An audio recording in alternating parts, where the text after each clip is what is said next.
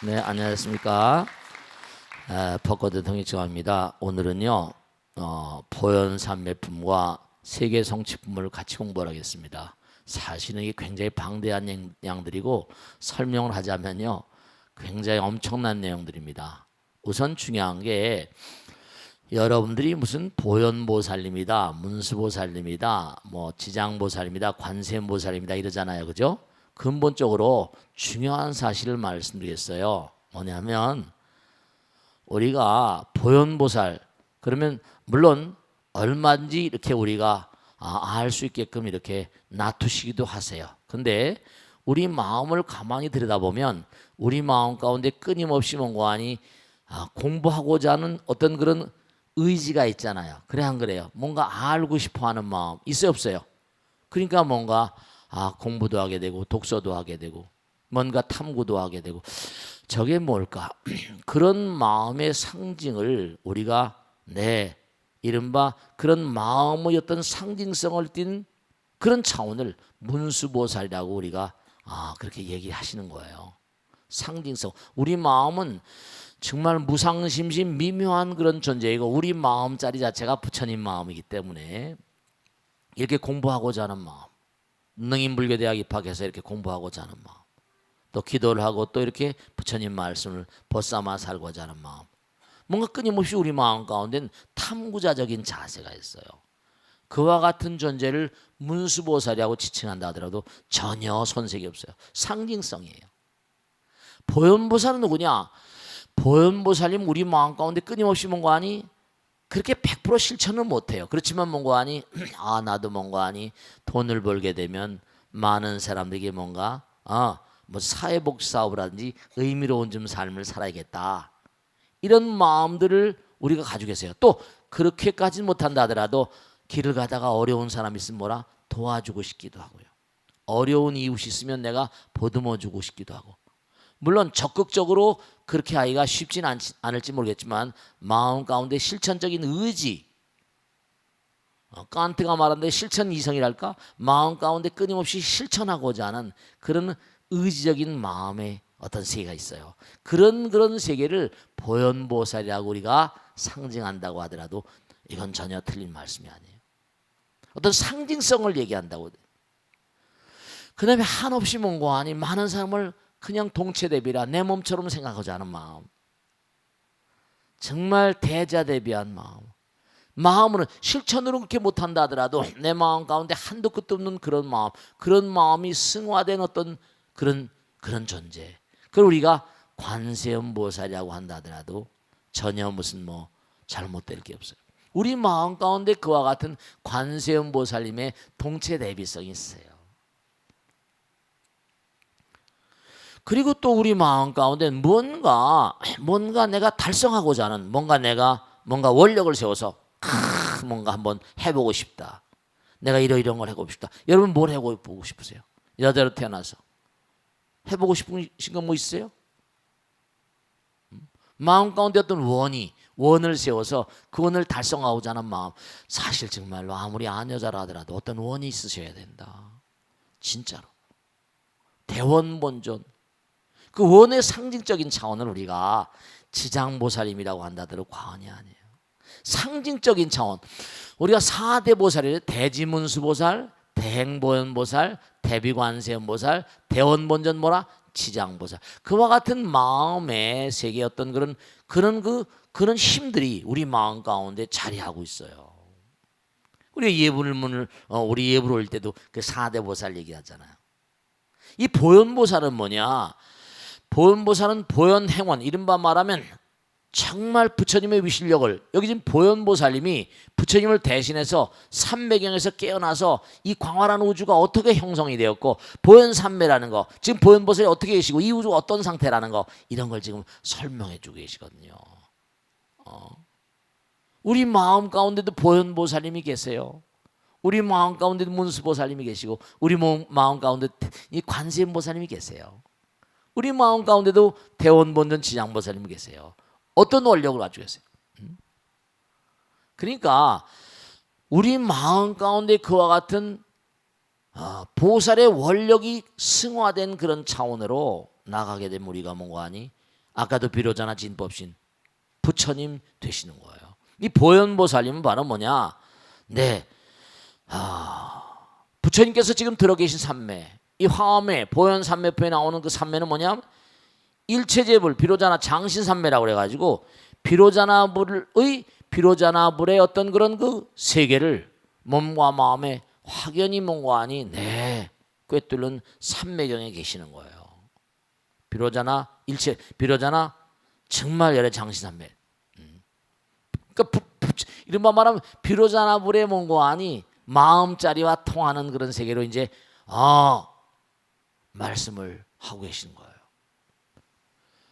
여러분 분명히 제가 말씀드리겠는데 여러분이 지금까지 살아오시면서 뭐 30년, 40년, 50년, 60년, 70년 살아오셨잖아요. 가만히 한번 보세요. 여러분 마음의 크기만큼 지금 살아오신 거예요.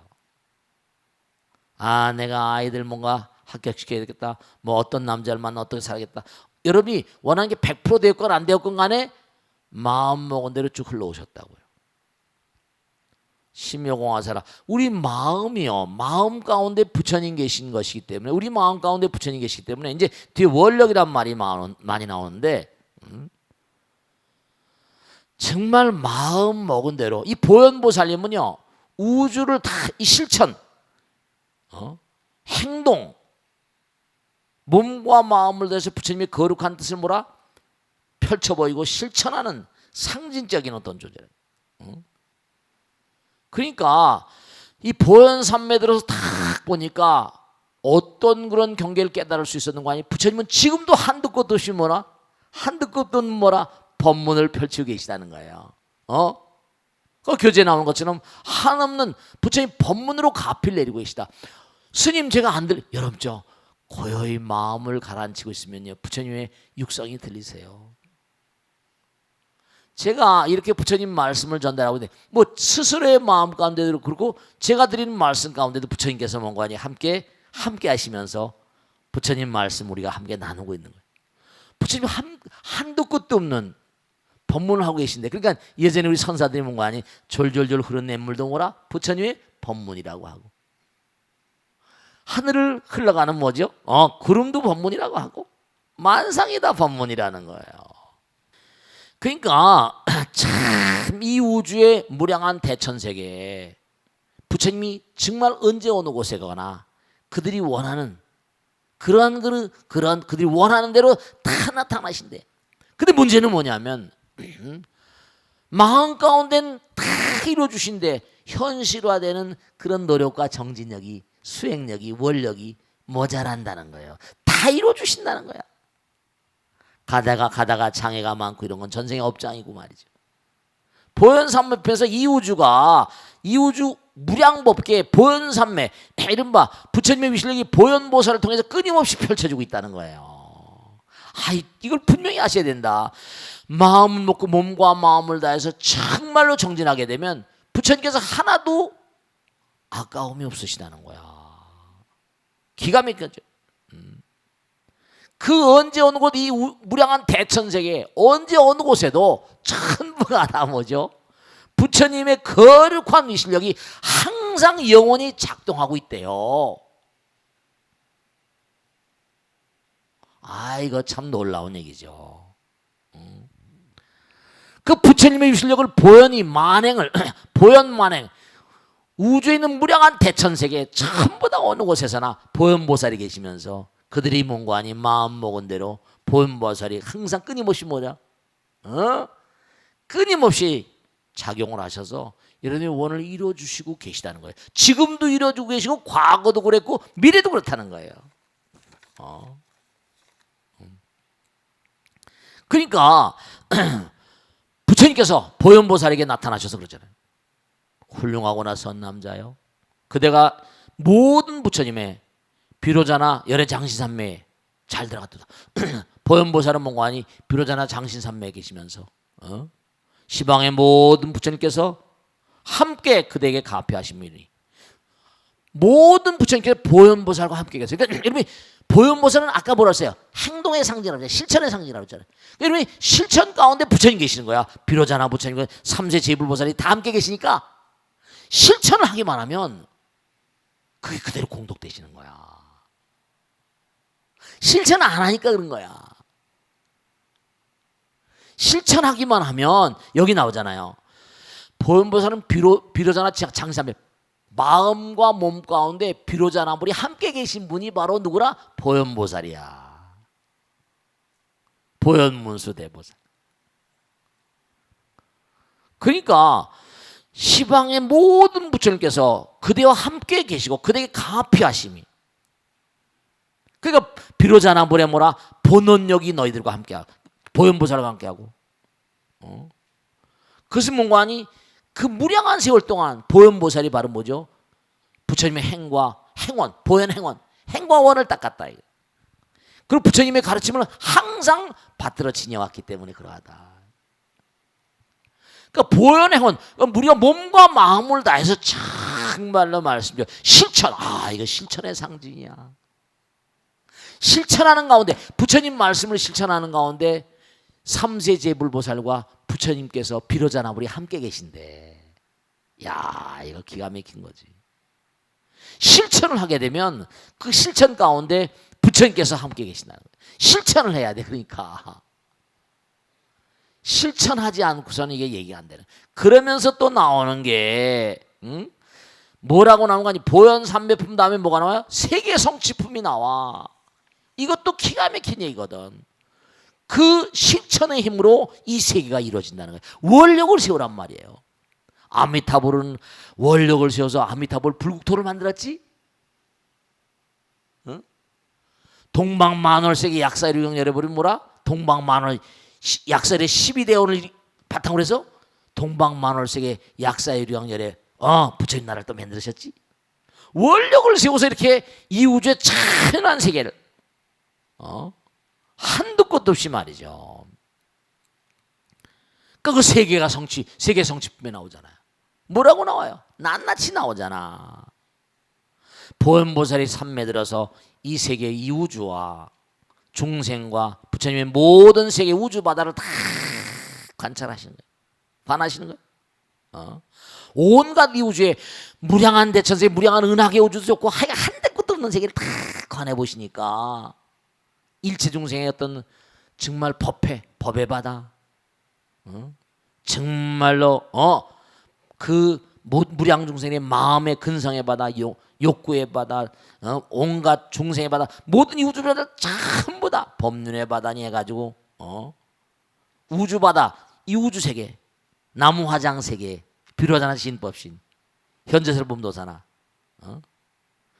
계속 이 우주를 전부 다 돌아보니까 그 우주 바다가요 전부가 다 원 따라서 이루어졌다는 거예요. 그 원에 항상 뭐라? 부처님께서 동참하신다는 거야.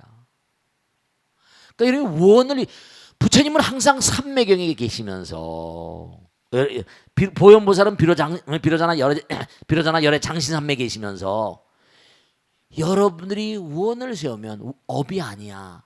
업은 하천아. 원을 세우면 그 원에 항상 함께 동참하신다는 거예요. 실천하시는 가운데 좀 원을 세워봐. 그러니까 보현행엄, 뭐 약사이르는 12상원이든지 여기 또 나와. 일체 중생의 이거 법의 그릇을 정하여 밝게. 이런 마음의 그릇이 또 중요해. 법을 받아들일 수 있는 마음이냐. 지금 이렇게 말씀을 드려도 얼마나 부처님의 거룩한 뜻을 마음 가운데 받아들일지 알 수가 없네. 법을 받아들일 수 있는 그릇만큼 세계가 만들어지는 거야. 그러니까 저는 뭔가 아니 받아들이건 안 받아들이건 무조건 자꾸만 얘기하는 거지. 그러니까. 그래서 제가 말씀드려도 여러분 그릇이 다르니까 받아들이는 각도가 다 달라. 이 우주 바다를, 이 광활한 우주 바다를 이뤄가는데 결정적인 게 뭔가 아니 10가지 일이 있다는 거예요. 그러니까 뭐냐면 뭘 이루려고 하면 10가지를 항상 유념해야 된다. 제일 먼저 나온 게 인연이야. 인연. 아까도 얘기했잖아요. 명심하시란 말이야. 정말로. 여러분 아까도 말씀드렸잖아. 어머니 아버지께 부모님께 얼마나 효도합니까? 어머니 아버지 만나는 부모 자식이 1만 겁이라고 합니다. 1만 겁 동안 줄줄이 이런 인연 저런 하면서 엄마 아버지 뱃속에 들어온 거예요. 아시겠습니까? 부부의 인연은 8,000겁이래요. 8,000겁이면 한 겁을 몇 억 년만 잡아도 한도 끝도 없는 거예요. 이게요. 말도 못하는 거예요. 말도 못하는 거예요. 한도 끝도 없다니까. 그러니까 중대한 사실이 뭐냐면요, 인연의 소중함을 알아야 돼. 내가 배짱 틀린다고 내가 어떻게 저런 남자를 만나나, 도저히 내가 안 되겠다. 다음 생에 또 만납니다, 여러분들. 그 남자를 만나고 그 여자를 만난 건 뭐라? 이 어리석은 중생들이 참 안타까운 게 전부가 다 풀어야 될 과제가 있어서 만난 거예요. 제가 항상 말씀드리잖아요. 정말 아내와 남편을 그냥 껍데기를 사랑하는 게 아니라 뭐라? 영혼을 사랑해야 돼요. 마음을 사랑해야 돼요. 하나가 돼야 됩니다. 그래야지 하나의 길을 가고 욕계 새끼를 떠나고 이렇게 가는 거예요. 마음 가운데 아픔이 있고 쓰라림 있고 슬픔이 있다더라도 하나가 돼야 돼. 하나가. 알겠습니까? 하나가 돼야 돼요. 하나가. 하나가 돼. 그러니까 하나가 돼야 돼요. 하나가.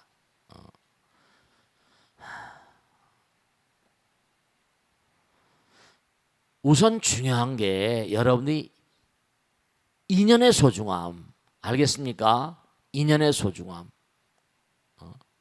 인연, 이 세계가 이루어지는 게 전부 다 인연 따라 이루어지는 거예요. 그러니까 뭐냐면 이게 여러 가지 이른바 말하면 여러분들이 얼마나 정말 부처님의 위실력을 몸과 마음을 다하는가, 법을 얼마나 가까이 하는 법의 인연, 그 다음에 무슨 중생의 행, 업, 지혜, 선근, 원력. 그러니까 여러분이 아주 중요한 게 갖춰야 될 게, 좋은 인연을 쌓아가려면 뭐죠? 기도를 열심히 부처님의 위실력을 내 것으로 할 거 아니야. 그지? 자꾸만 기도하게 되면 사람이 달라져요. 수행을 하게 되면 점점 업장에 녹아지면서 사람이 달라져 버린다. 분위기가 달라져 버리고, 끊임없이 법문을 가까이 하면 사람이 또 달라져요. 그 다음에 행, 정말 끊임없이 부처님의 가르침 따라 실천하게 되면 또 사람이 달라지고, 점점 세계가 달라. 원을 세워서 몸과 마음을 다해서 열심히 나가면 또 달라지고, 지혜를 닦고 선근을 닦고 사홍선을 새기고 끊임없이 성실해서 몸과 마음을 불사르고 청정한 마음, 그 다음에 끊임없이 이해하려고 이게 무슨 뜻인가, 그 다음에 뭔가 여러 가지 욕망의 속박을 끊고 자꾸만 자유자재로운 경계로. 그 점점 몸과 아닌 많은 사람을 한 몸으로. 여러분, 나 혼자만 뭐가 해서 되는 게 아닙니다. 많은 사람들을 나의 몸과 마음으로 하나로 만들고 힘을, 해인산매시렸고 정말 힘을 만들고, 그 끊임없는 몸과 아니 정진과 노력과 원력을 세우고, 그렇게 나감으로 인해 가지고 점점 인연의 바다가 커지는 거예요. 그 다음에 이제 뭔가 아니 내 중요한 건, 여러분 정말 중요한 거 말씀했는데, 그 다음엔 의지처, 부처님을 의지해야 된다는 거예요. 의지처가 허공을 의지하다. 뭔지 허공 가운데 만들어지잖아요. 무엇인지 간에 마음자리에 만들어지고. 그러니까 허공은 부처님이고, 정말 우리가 보세요. 좋은 마음도 뭐죠? 좋은 마음은 내가 좋은 행동하는 것도 마음에 의지하잖아요. 마음이 허공이 부처님이잖아요. 나쁜 마음, 성내는 마음은 그것도 감정이야. 마음에 의지해. 마음도 부처님이잖아요. 그러니까 좋은 마음을 가지면 좋은 세계가 만들어지고, 나쁜 마음을 가지면 뭐라? 나쁜 세계가 만들어지는 거야. 그러니까 내가 좋은 마음을 가지면 남편도 좋은 마음을 갖게 되고, 내가 좋은 마음을 가지면 가정도 아름다워지고 내 직장도 아름다워지고 이렇게 되는 거지. 상대방 타박하지 말라는 거야. 이게 지금 여기 다 나오잖아요. 그러니까 업력을 원력으로 바꿔라. 자꾸 바꿔야 돼. 보현보살님께서 부처님의 실력으로 중생들의 업과 욕망과 부처님의 원력과 신통변화되는 걸 두루 관찰하고 말씀하시고, 10가지 년으로 온 세계가 이루어졌고 이루어지고 앞으로도 이루어질 것이니 부처님의 실력과 법이 그러한 때문이요. 여러분이 마음 먹은 대로 중생들의 행과 업인 때문이다, 이게 나오잖아요. 보살들이 온갖 것을 여기 다 나오잖아요. 온갖 것을 아는 진리로 어둠과 중생과 보살들이 함께 선근을 모은 때문이요. 자기 선근을 딴 모든 보살들이 국토를 엄정히 하려는 원력과 물러나지 않는 행원을 이뤘기 때문이다. 보살들의 청정하고 훌륭한 마음 공부해야 됩니다.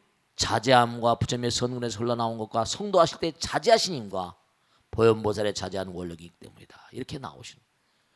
그러니까 여러분이 끊임없이 공부하셔야 되는데 그저 무슨 뭐 장감장감 찔끔찔끔 그냥 기도하고 집에 가버리고 그러고선 뭐라 짓고 까먹고니까 공덕을 지었다 또 까먹고 이래버립니다. 정말 안타까운 거죠. 자, 질문 받겠습니다. 네. 네. 네, 박수로 맞으세요. 고맙습니다. 네.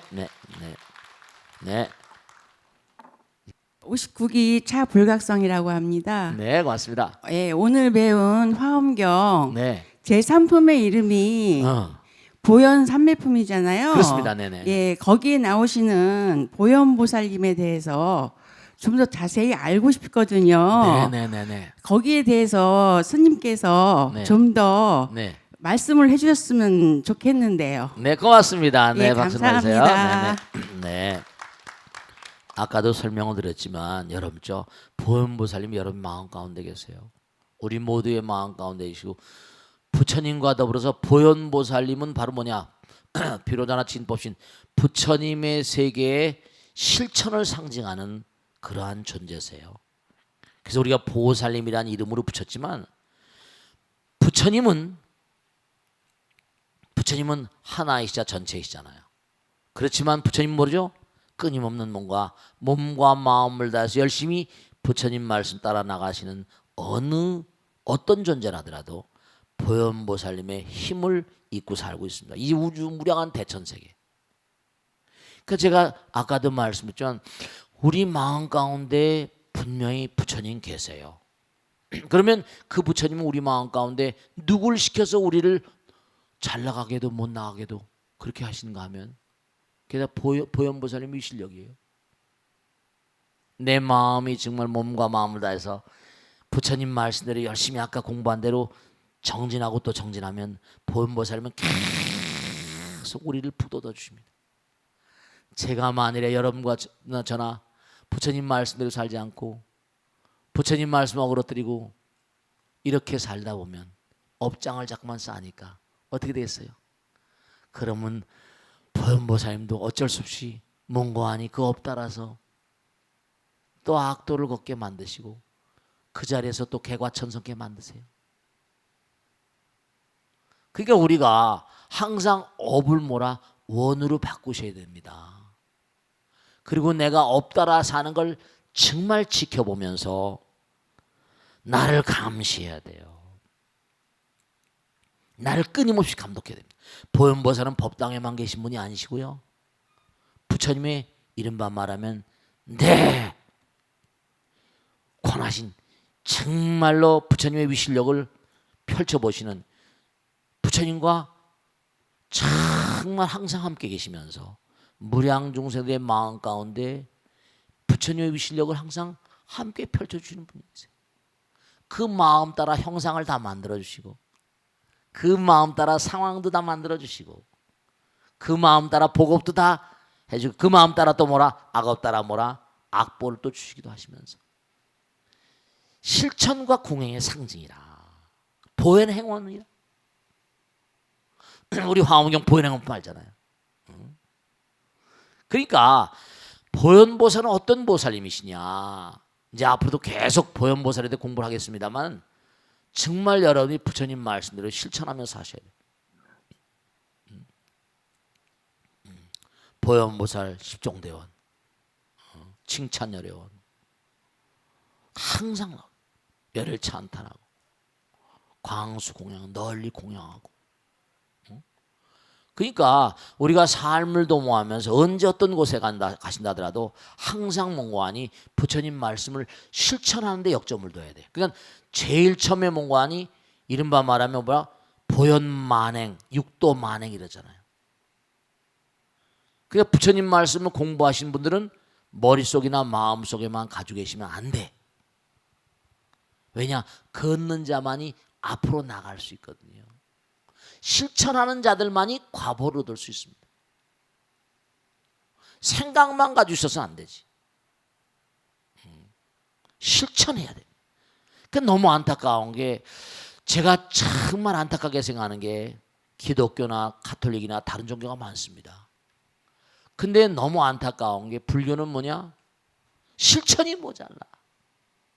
보현 만행이 모자라요.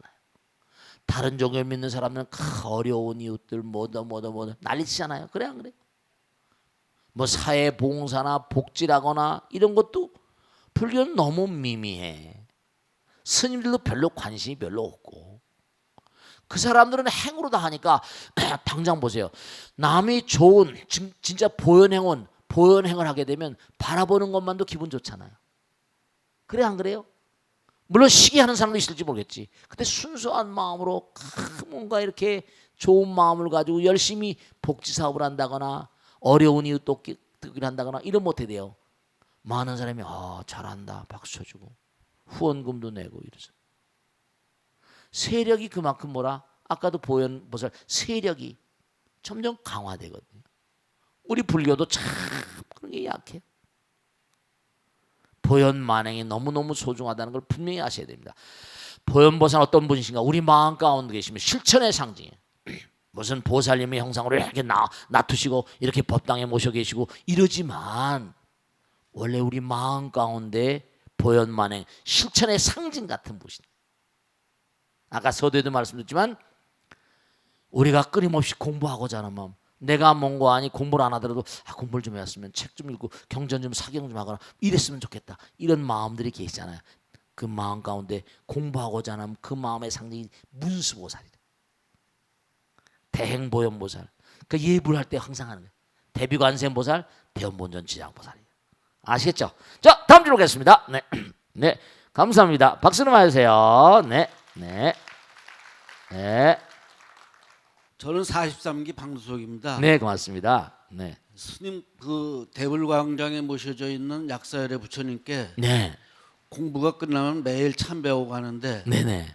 부처님 머리에 탑 같은 것이 있는데 그렇습니다. 네, 네, 네, 네. 또 어떤 의미 있는지 스님께 여쭙니다. 네, 박수 좀 하세요. 네, 고맙습니다. 네, 좋은 질문이세요. 궁금해하시는 분 많이 계시니까 우선 약사의 부처님 그 머리에 모셔져 계신 분이 그 제가 만들 때 다 봤잖아요. 우선 그 동그란 구슬 같은 거 있죠, 그죠? 보주예요, 보주. 보백, 여의주, 만이주, 혹은 또 보주라고 부르면서 그게 이제 우주를 상징합니다. 우주에 있는 무량법계에 있는 별들이 다 동그랗잖아요. 전부 다 보배란 말이에요. 이 우주에 무량한 존재 다. 그러니까 그게 또 아까 이른바 말하면 탑처럼 생겼다 그랬죠? 피라미드 같은 데도 이렇게 됐잖아요. 피라미드도. 마찬가지로 이른바 말하면 저 스투파라고 그래가지고 티베트나 네팔이라거나 인도 쪽에 가면 탑들이 뭐죠? 이른바 말하면 이렇게 피라미드 같은 것도 이렇게 쭉 이렇게 돼 있잖아요. 묘하죠, 그죠? 뾰족하게 올라가면서 하늘을 상징하는 거예요. 그 1000개, 이른바 말하면 1000개라고 불러요, 그죠? 부처님을 이제 이렇게 머리 위에 부처님은 뭐라? 머리 위에 3개, 그게 몇 개당으로 3개로 돼 있어요. 3계단에 돼 있고 위에 그 다음에 뭔가 아니 보주가 있고 그 다음에 삐쭉 올라간 철주가 있고 이렇습니다. 하늘나라를 향해서 영원한 정진을 도모하는 무량중생들을 다 제도하시겠다는, 특히 약사의 부처님 어떤 분이라 무량중생의 병고행난을 제도하시잖아요. 마음의 병과 몸의 병을 다 제도하시거든. 그런 우주에 있는 무량한 대천세계는 모든 존재들의 병고행난을 제도하고 마음과 몸의 질병을 제도하고 현실적인 모든 재앙을 제도하시겠다. 그런 원력을 바탕으로 약살의 12대원이 있잖아요. 그 약살의 부처님은 저 가빠에 가도 머리 씌워져 있죠, 그죠? 다른 부처님들은 머리를 안 씌운 분이 많이 계시죠, 그죠? 미륵불이 쓰고 계시는가? 관축사에 있는 미륵불을 쓰고 계시죠. 그러니까 약사여러분은 1000개를 쓰고 계시면서 무량중생 머리에다 뭘 쓰고 계시면 뭔가니 일산이라고 그래서 엄브렐라, 이른바 말하면 우산 같은 개념, 원래 엄브렐라란 말씀이죠. 일산이라고 그래서 원래 이게 산스크리트에서 나온 말입니다. 영어가 아니에요. 일산. 그러니까 뭔가 하늘을 이고 우주를 이고 있는 거야. 우주를 이고 있는 거야. 우주에 있는 무량 대천세의 무량 중생들을 다 이고 있는 거예요. 하늘을 향해서 무량 중생들을. 그래서 욕계, 색계, 무색계 이렇게 돼 있기도 하고 말이죠. 3단으로 이렇게 돼 있습니다. 1000개. 그 위인 걸 전별통이라고 하면서 별이야, 별들. 우주의 무량한 별들. 그래서 이른바 약사여러분은 머리에 모자를 쓰고 계세요. 약사여러분. 그래서 우주의 무량한 무량한 중생들을 다 보배처럼 여기고 다 자기 아들 딸이니까 고통 속에 있는 중생들, 그들을 항상 몸과 마음을 다해서 정말로 12대원으로 그들을 다 제도하겠다. 그런 원력의 표시 같은 거예요. 1000개라고 하기도 하고. 그래서 스투파 탑 모양, 진짜 탑 잘 보셔서 탑 모양으로 딱 피라미드 탑 모양으로 딱 세우십니다. 피라미드 모양으로 딱 해서 계단을 딱 짓고. 그러니까 피라미드 같은 것도 뭐예요? 그게 그 영혼들을 죽은 사람 모신다는 거 아니에요? 그 안에다가, 그죠?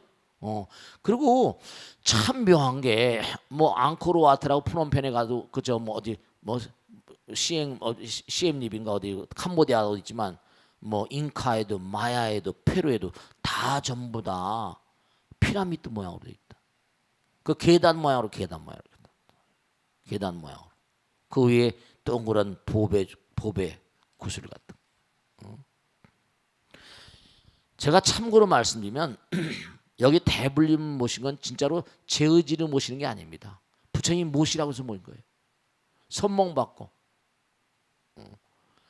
그리고 지금도 이제 그 광장 전부 다 이게 그 뭐 사실은 전부 다 금빛으로 하고 있는데 제가 선몽을 봤을 때 이 뒷산이 전부 다 황금산이었었어요. 그 이름도 서울 대불이라고 서울 약사 대불이라고 붙였는데 온통 사람이 이상하게 황금을 바라보면 마음이 어떻게 돼요? 뭐 욕심이 나거나 그럴지 모르겠지만 마음이 푸근해지잖아요. 황금을 바라보면 마음이 푸근해지는. 그러니까 모든 중생들의 병고행난이 거의가 다 뭐라 금전으로 오는 게 대부분 많거든요. 돈으로 안 되는 것도 많지만 돈으로 되는 것도 있어요. 마음의 풍요, 이른바 대체로 보면 복업이 약하거든. 마음으로라도 좀 풍요롭고. 그죠? 지금 이제 앞으로도 개금도 하고 할 게 있지만 뭐 페인트에 지나지 않지만 부처님은 그렇지 않습니다만 거기도 이제 차례차례 하겠습니다만 그래서 이 광활한 우주가 무량한 대천세계가 전부 다 뭐라 부처님 나라고 그 무량 중생들을 내가 제도하겠다. 하늘에 있는 모든 그런 중생들 제도하겠다는 원력의 표시가 1000개에 나타나 있는 거예요. 탑 같은 거 할 때도 꼭대기 그 뭐 만들죠, 그죠? 월정사회가 가면 탑에 뭐 쭉 있죠. 그게 다 똑같은 그런 양세. 탑이라는 건 부처님 상징하고 사리를 모시잖아요. 직접 우리는 부처님 모시니까 거기다가 1000개를 모신 거예요. 아시겠죠, 그죠? 네.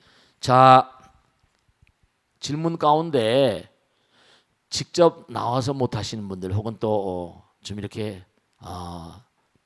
직접 뭔가 많은 사람 앞에서 질문 못 하시는 내용들은 우리 게시판에 벚꽃대통 게시판에 올려주시면 제가 최선을 다해 답변을 드리겠습니다. 자, 저는 30대 초반의 직장입니다, 스님.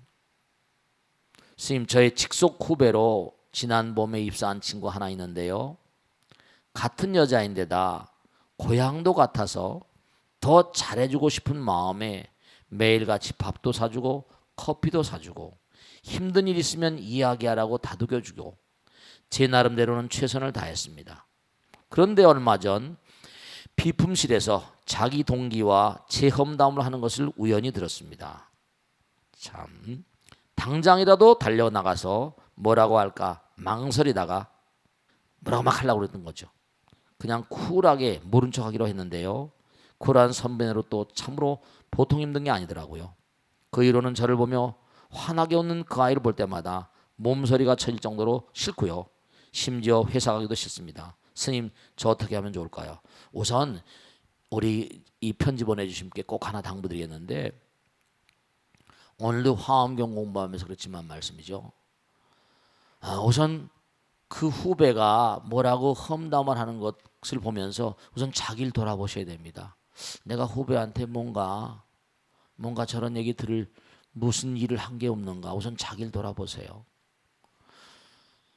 여기 보면 같은 여자애다. 고향도 같으니까. 그것도 뭐 인연이라 그죠? 그리고 같은 직속 후배라니까. 인연 따라 들어온 거예요. 그러니까 전생 인연이건 금생 인연이건 간에 짧게 보지 마시고 이게 내가 뭔가 반성해야 될 점이 있나 보다. 이런 생각을 꼭 먼저 하시고요. 중요한 건 그렇게 하지 않으시면 더욱더 악화되는 건 불을 보듯이 명하죠. 점점 미워지죠. 미움도 커집니다. 사랑도 커지지만 미움도 자꾸만 자라요. 그러면 가장 가까운 사람이 뭐죠? 가까웠던 사람이 가장 큰 뭐라? 원수로 돌변해 버리고 그 다음엔 비술들이 됩니다. 지금 말로가 물론 촌철살인이나 말로도 사람 마음을 괴롭히기도 하지만 문제가 있거든요. 그러니까 중요한 건 말이죠. 가깝지 않으면 미워하지도 않습니다. 전부 다 가까운 사람들이 적이 되는 거예요. 지친이 되어니라 부처님께서 꼭 직설하셨잖아요. 가장 가까운 사람이 가장 큰 원수로 돌변한다. 거의가 다 사람들 보면요. 낭패를 만나는 게 전부 다 뭐죠? 측근들이 가서 정말 말이요. 제 친한 친구 하나 있는데요. 병원 체인을 합니다. 아주 훌륭한 서울대 나와가지고 아주 훌륭한 친구입니다. 아주 인품도 좋고. 근데 너무 기가 막힌 게 너무 사람이 좋아서 그럴까? 전생의 인연인가? 그 병원에 사무장 하는 친구가 말이죠. 그 병원도 취약한 점이 너무 많대요. 서류를 다 맡겨놓고 하다 보니까 그걸 들고 상대방 병원으로 간 거예요. 참 그래가지고 정말 죽다 살아났죠. 근데 다 나쁜 사람이 아니니까 또 귀인이 나타나서 다 해결하고 뭐 이렇게 돼가지고 그 친구는 영창에 가고 막 이랬습니다만 정말 너무너무 놀랬다는 거예요. 정말 잘했대요. 참 정말 말이죠. 저도 그런 걸 여러 번 이렇게 다 벌 받습니다만 중요한 게 뭐냐면 여러분 있잖아요. 이런 경우에는 말이죠. 자기가 좀 생각해 보면서 그 사람에게 환하게 웃는다고 그랬잖아요. 자기도 환하게 웃는 거예요. 그리고 뭔가 내가 뭘 잘못했구나 해서 나 스스로를 돌아보면서 상대방은 항상 내 마음의 거울이거든요. 부처님 말씀대로. 상대방은 내 마음의 거울이에요. 남편 여러분들이 뭔가 미흡하게 대할 땐 내가 미흡한 겁니다. 절대로 상대방 탓하지 마세요. 모두가 다 내 탓이라고 하는 게 정확한 표현이니까요. 내가 뭣도 모르고 상대방은 나는 내 얼굴을 몰라요. 근데 상대방은 뭐라? 내 얼굴을 먼저 보잖아요. 그러니까 내가 찡그렸는지 안 찡그렸는지 나는 몰라요. 마음의 흔들어 순간적으로 그럴 수 있으니까. 그러니까 여러분이 가장 가깝다 보니까 흉엄으로다 보니까 뭐죠? 서로 뭐라? 뭐가 간격이 없다 보니까 함부로 그냥 하다 보면 그게 상대방의 마음을 다칠 수가 있거든. 그럼요. 그러니까 조용한 시간을 만드는 거예요. 그런 다음에 내가 가만히 생각해 보니까 너한테 뭘 좀 잘못했던 것 같아. 그렇게 나가야죠. 상대방 탓하지 말고 내가 뭘 잘못했으면 나한테 좀 직접 얘기해 주면 내가 너무 좋겠는데. 그러면 그렇죠. 그냥 방치해 두면 또 뭔가 아니 문제가 생길 수 있죠. 내 자세를 바꾸면서 해가지고 중요한 건 말씀이죠. 고름이 살이 되지 않습니다. 그 사람이 내 마음 가운데 뭔가 나에 대해서 뭔가 부정적인 마음을 가지고 있다고 한다면 분명한 사실이 그게 더 이상 곰지 않게 만들려면 도려내야 될 건 내야 되니까 진지하게 한번 얘기할 필요가 있습니다. 수순은 그런 거예요. 우선 내가 that's my mistake. 우선 내가 뭔가 잘못했는가 나의 미스테이크를 돌아보면서 그 친구가 자꾸만 그런 품성을 가지고 어디 가서 또다시 남을 험담하면 그 회사에선 견디기가 어려우니까 그 아이의 뭐라 미래를 위해서라도 그렇게 나가야 되거든. 그러니까 여러분이 항상 중요한 것은 다른 게 아니라 어떤 일이 딱 벌어졌을 때 우선 참회를 하는 게 우선 정석입니다. 부처님 잘못했습니다. 제 부덕의 소치입니다. 이렇게 먼저 나가야지 부처님도 아까 보현보살님도 같이 나의 뜻에 동참하십니다. 항상 여러분이 기도하는 마음으로 선적인 마음으로 살아야만 되는 이유는 우선 나 자신에 대한 통찰지가 깊어져야 돼요. 무턱대고 남 탓하면 이건 예의가 안 됩니다. 악화돼 버리니까. 부부간에 뭐가 잘못됐다. 그럴 경우에 스님 내가 뭔가 이렇게 해서 잘못하면 내가 잘못한 것도 없는데 이렇게 나가면은 점점 어떻게 되는 줄 아세요? 기가 살아버립니다. 상대방을 점점 더 악화시키게 만들어 버려요.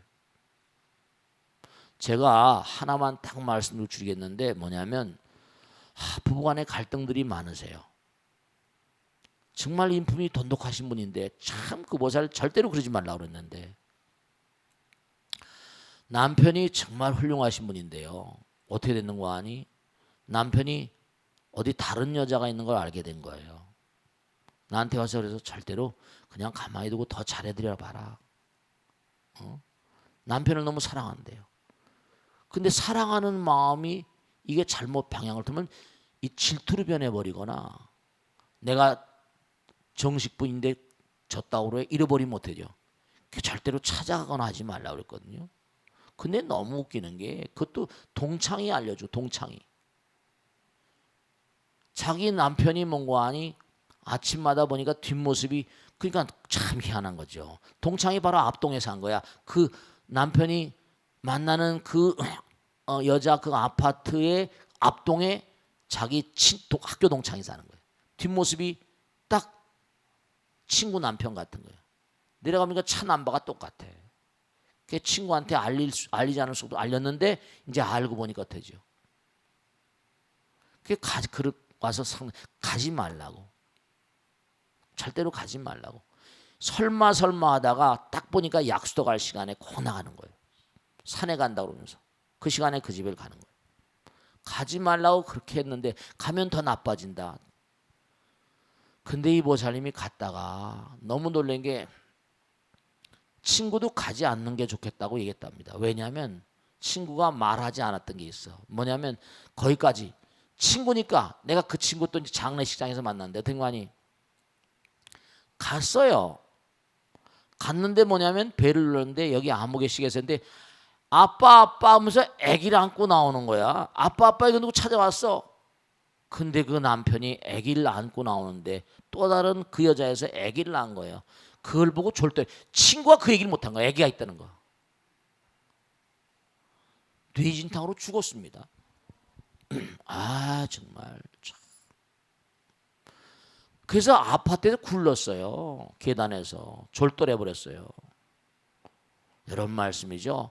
참 문제가 일어나면 이게 참 해결하는 게 이게 정말로 말이죠. 전 뭐 하도 많은 분들을 모시고 살다 보니까 너무 안타까운 일들이 많아요. 그 법당에 장례가 들어왔는데 미치겠잖아요. 친구 같이 왔는데 어떻게 되니 울더라니까요. 그렇게 가지 말라고 그랬는데 자기는 아기가 있는 걸 봤대요. 같이 데리고 나가더니. 근데 아기가 있다는 걸 차마 얘기를 못했대요. 얘기하지 그랬냐고 내가 그랬더니. 근데 가니까 그게 다 그러니까 남자들도 참 이상해요. 그죠? 참 여자들도 이상하지만 자 오늘 여기서 모두 끝내겠습니다. 대단히 감사합니다. 성불하시오. 고맙습니다. 네. 자.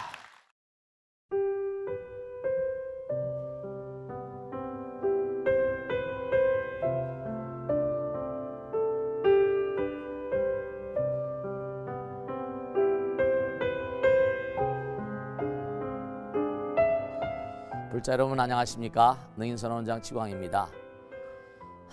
이 불교 방송은 정말로 불교의 보배입니다.